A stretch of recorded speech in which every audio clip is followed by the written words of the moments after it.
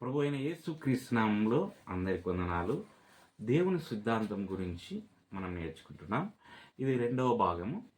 దీంట్లో మరి ఖచ్చితంగా దేవుని ఉనికి సంబంధించిన ప్రధాన వాదనల సంక్షిప్త వివరణ ఇక్కడ ఉంది. ప్రధాన వాదనలలో ముఖ్యంగా 3 విషయాలను మనం గమనించవచ్చు. మొదటగా ఆవరణ, 2 పరిశీలన, 3 ముగింపు. ఈ 3 ప్రతి వాదనలో ఉంటాయి. ఇవి మనం గమనించాల్సిన విషయాలు.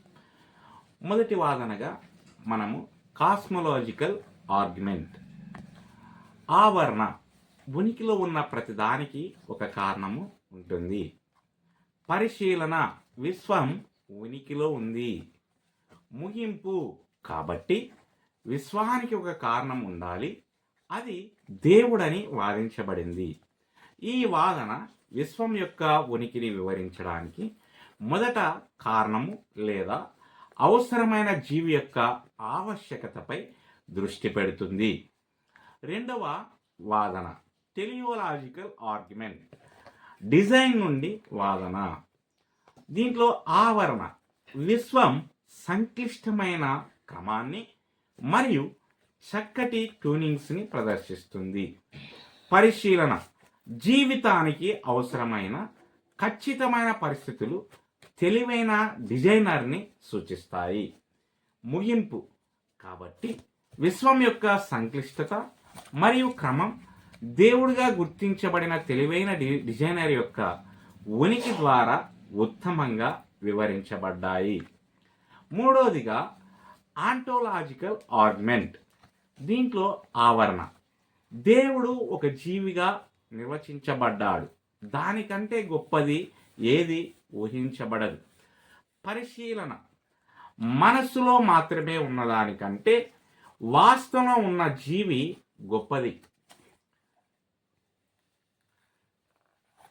ముగింపు, భగవంతుడు అనగా దేవుడు ఊహించదగిన గొప్ప జీవి అయితే అతను వాస్తవానికి ఉనికిలో ఉండాలి, లేకపోతే అతను గొప్ప ఊహించదగిన జీవి కాదు.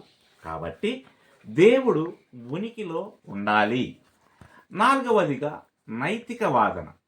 దీంట్లో మరి 3 విషయాలు. ఆవరణ ఆబ్జెక్టివ్ నైతిక విలువలు ఉన్నాయి. పరిశీలన ఆబ్జెక్టివ్ నైతిక విలువలకు నైతిక చట్టాన్ని ఇచ్చే వ్యక్తి అవసరము.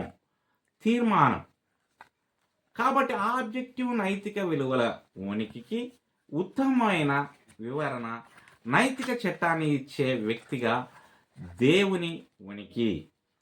ఈ వాదనలు దేవునిపై నమ్మకము ఎందుకు హేతుబద్ధమైనదనే దానిపై విభిన్న దృక్కోణాలను అందిస్తాయి.